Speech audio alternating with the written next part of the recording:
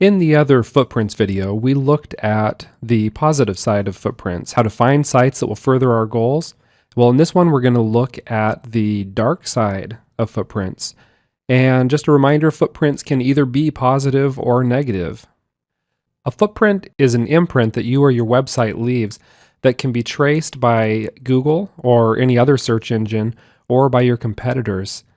If you think about this a little bit, if you're outranking your competitor, there's a really good chance that they are trying to outgun you, all right? And if possible, they're going to try and find ways to outrank you. Okay, so now if they're able to track that you've got a network going and that you're doing self-serving linking, they might actually report you to try to devalue your work and gain better positioning over your sites. Now what I'm talking about is obvious signs of search engine manipulation. According to Google's own Webmaster Guide, any link that you get for the purpose of ranking better is against their terms of service. Now I want to ask the question, does anyone not do this? We all want to rank better, and in order to rank, you're going to need links.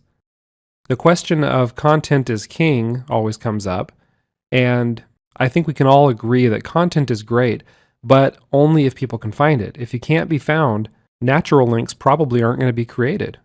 People have to be able to find your content in order to link to you. So this isn't really a discussion about whether you should or shouldn't create links for the purpose of ranking. I'm just trying to share some of the methods that are involved in doing that. Okay? You need to decide for yourself how you're going to go about building links. Let's talk a little bit about how footprints are created. Basically, these three things here sum it up. Footprints are created when people are lazy, they're not creative enough, or they don't provide enough variety in their sites. An example of this would be having a bunch of WordPress sites that all use the same theme. You've probably found yourself in surfing around that you've been able to figure out that somebody owns the same sites just by seeing that, strange, these few sites here, they all look the same.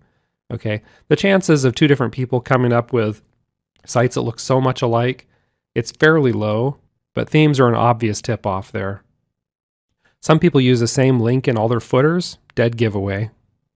And also getting links from the same places for all your sites really makes this pretty easy to sniff out. Someone can easily use this information to find your network, and like I said, if somebody's grumpy enough, they can report you. How to avoid creating footprints in the first place.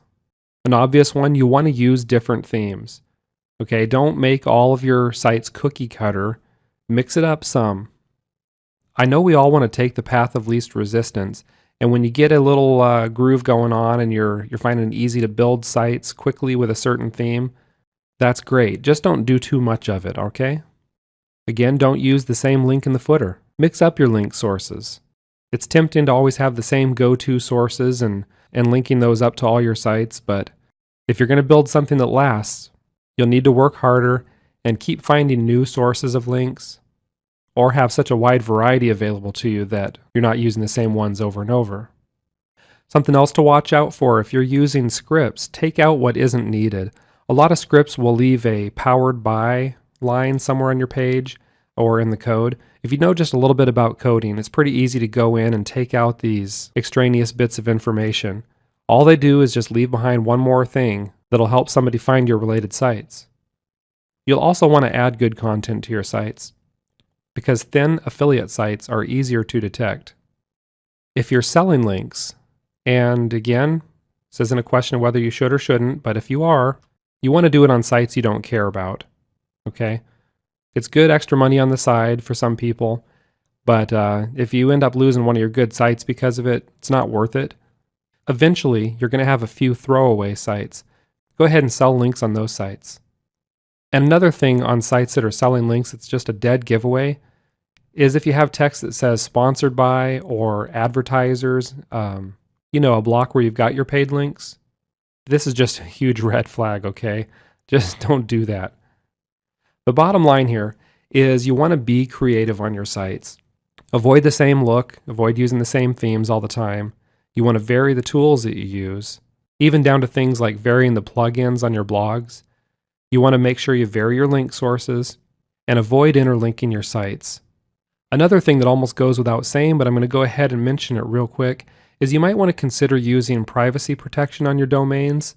That way your competitors can't just pull up your sites and find out who owns it, basically at a click of a button. Remember, if you're trying to be a little bit evasive, you want to cover your tracks. Don't make it too easy.